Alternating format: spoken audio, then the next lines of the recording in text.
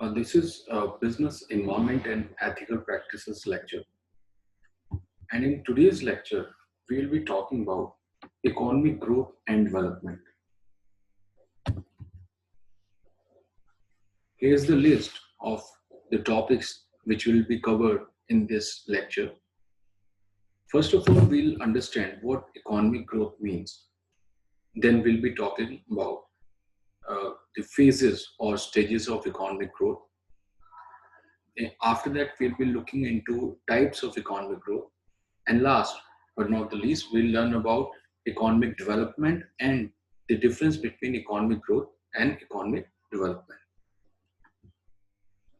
So let's first understand what economic growth means. It is basically an increase in the production of goods and services in a country over a specific period of time. And it is calculated with the help of GDP. To be most accurate, the measurement must remove the effects of inflation. Or in other words, we can say that inflation corrected GDP should be taken into account to calculate economic growth of any country.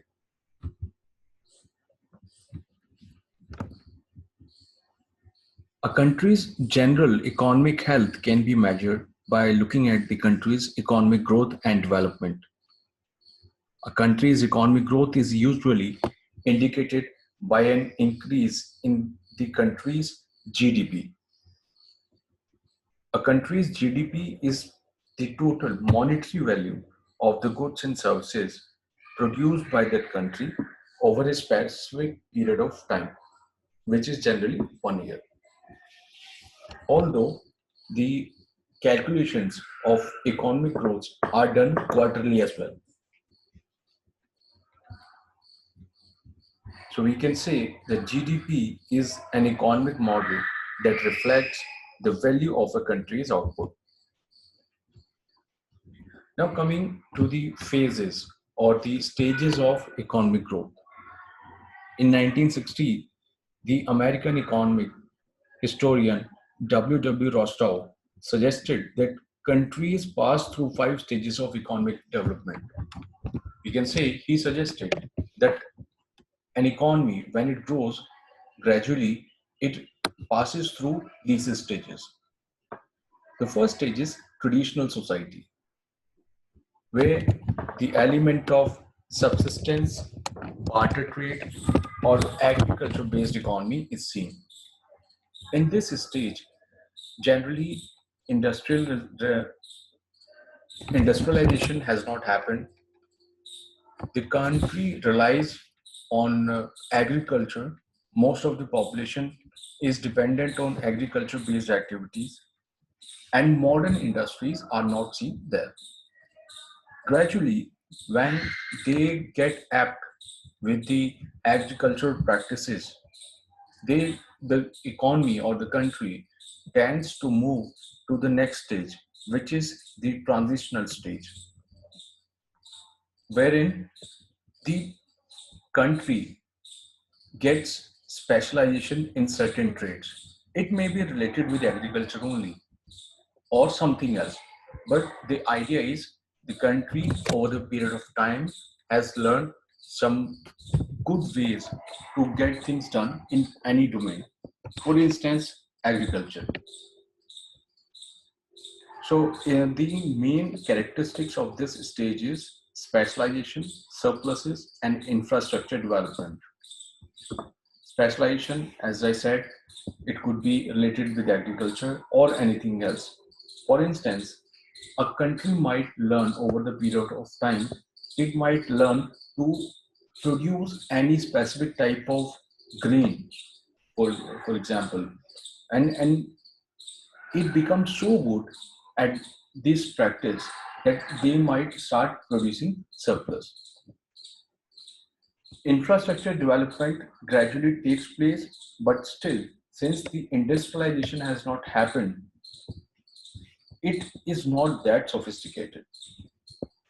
Once this practice is taken over repeatedly, the country tends to step into the third stage, which is takeoff.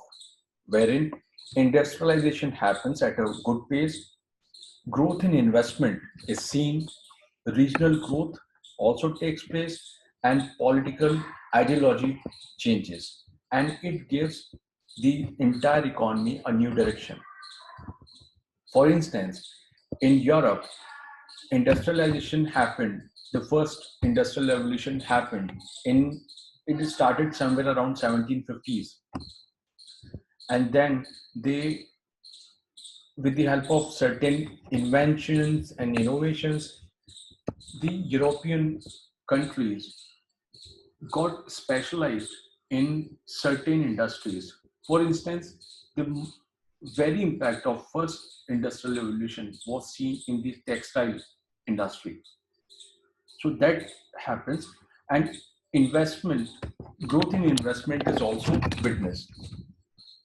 When countries have emerged as a like as a efficient manufacturer of certain things, so in this kind of condition, investment from within the country and also from outside the country can take place.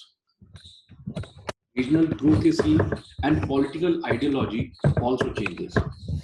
Like in India, we saw 1991 economic reforms took place, and after that, with the help of LPG, liberalization, privatization, and globalization, India has emerged as a very strong economy in the world.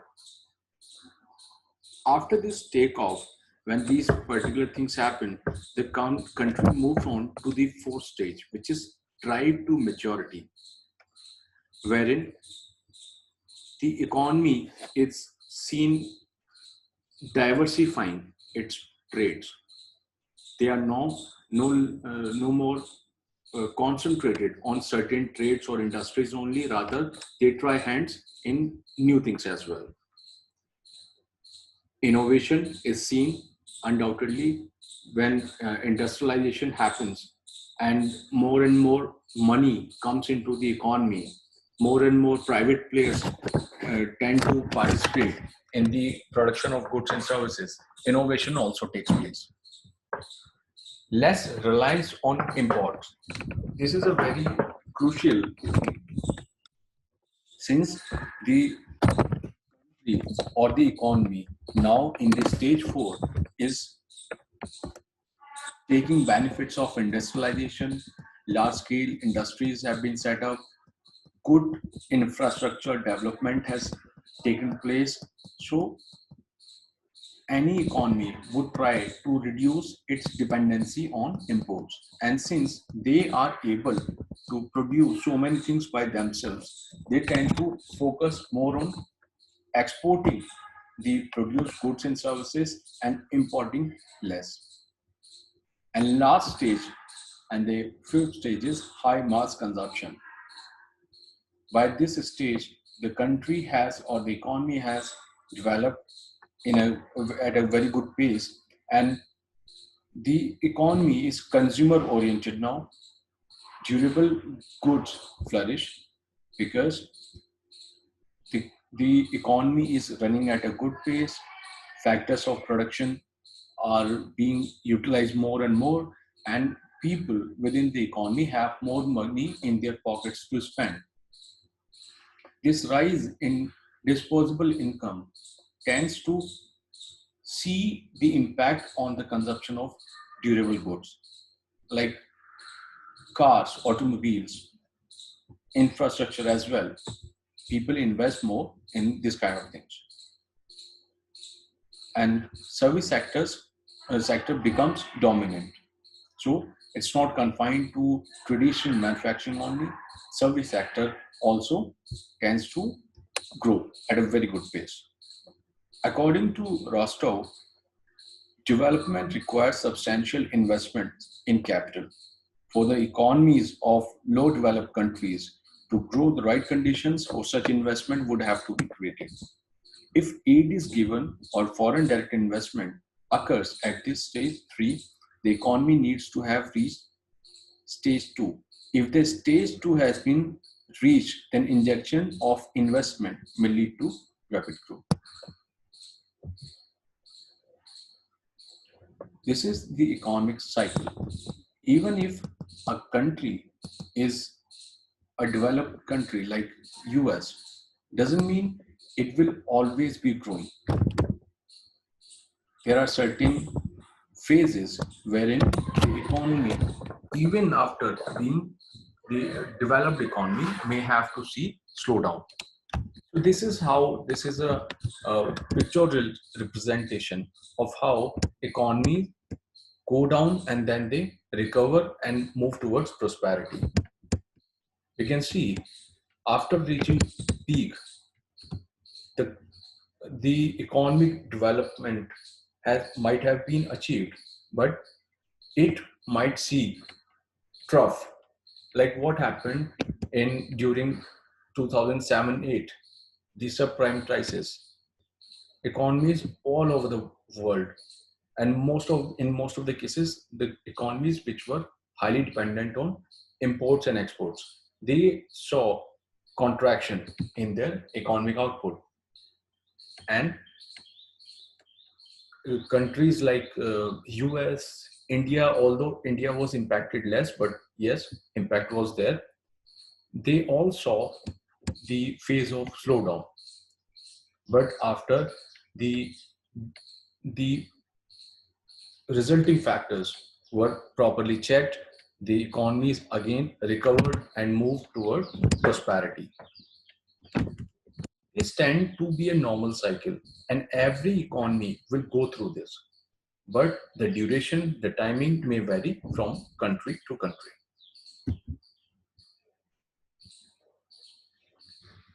Types of economic growth. Economic growth can be intensive. Intensive means wherein increase in growth is caused by better utilization of the existing factors of production. Means the country or the economy as a whole is not acquiring anything new. Rather, they have developed better efficiency and effectiveness, and due to that, the growth takes place. Or it could be extensive, which means increase in growth due to increase in factors of production. Now let's have a look at what economic development is. At times, economic growth and economic development, these two terms are used interchangeably, but they are not the same. And economic growth is a part, or I should say, it is a requisite for economic development. Let's have a look at what economic development is. Economic development is a broader concept than economic growth.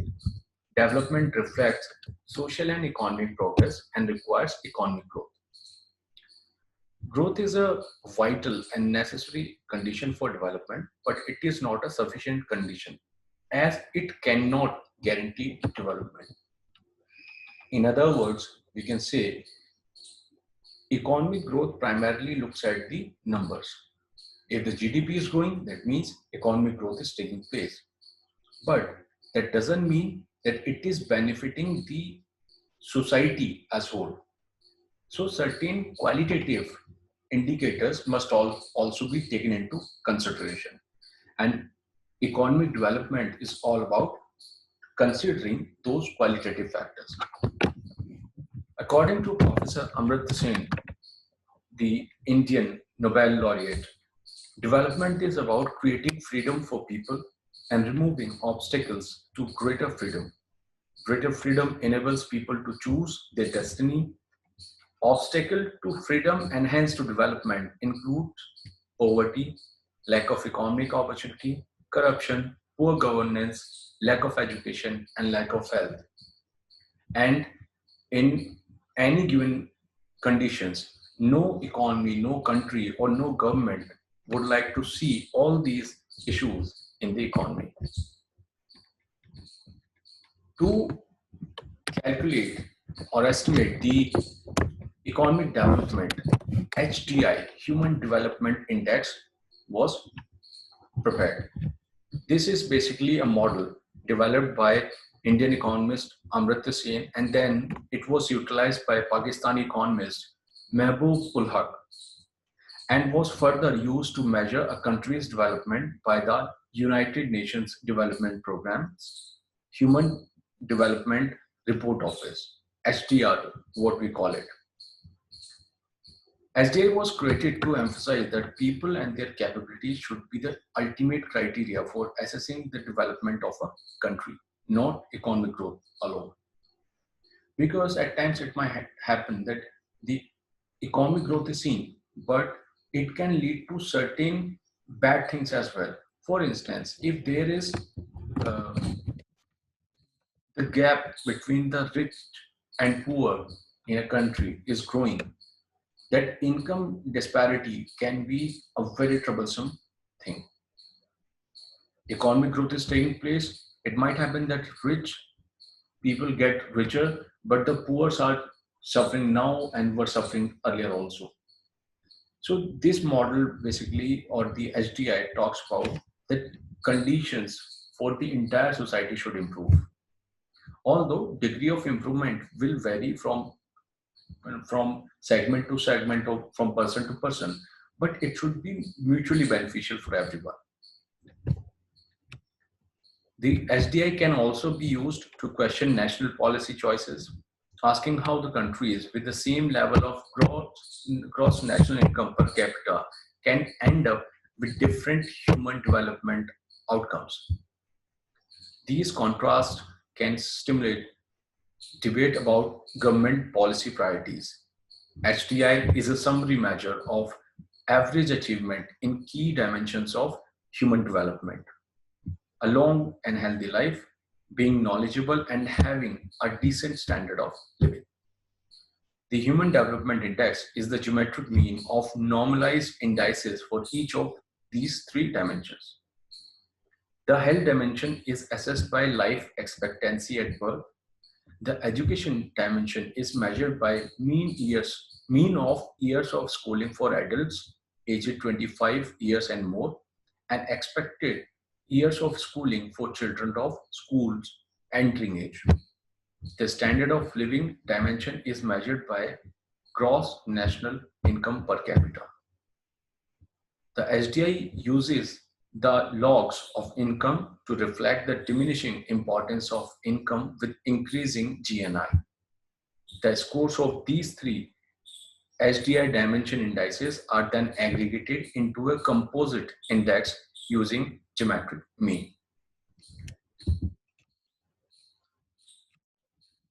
This is a diagrammatic representation of how these dimensions are utilized. So we can see three dimensions are there: long and healthy life, knowledge, and decent standard of living. To check these dimensions, three indicators have been developed: life expectancy at birth, and expected years of schooling, and mean years of schooling. And to check the decent standard of living, GNI per capita is taken into consideration. And we will also take this figure keeping in mind the purchasing power parity. And dimension index is life expectancy index, education index, and GNI index. And all these indexes are then further aggregated to come to the human development index.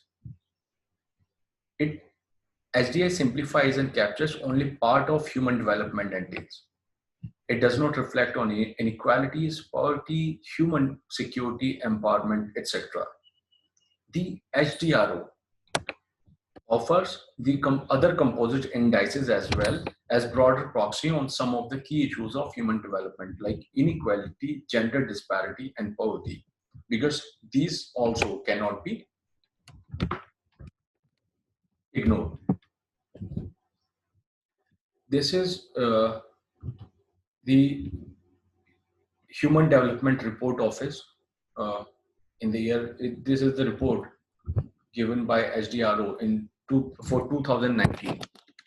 You can see the Norway is, as per HDI, is topping the chart, followed by countries like Switzerland, Ireland, Germany, Hong Kong, China, uh, Australia, Iceland, Sweden, Singapore, Netherlands. India is ranked at 129 here. So we can easily determine that good economic growth doesn't necessarily result into good economic development also. India as a country is growing fast. It's growing at a good pace, but we are still fighting with challenges like poverty, unemployment, gender disparity, and whatnot. Thank you.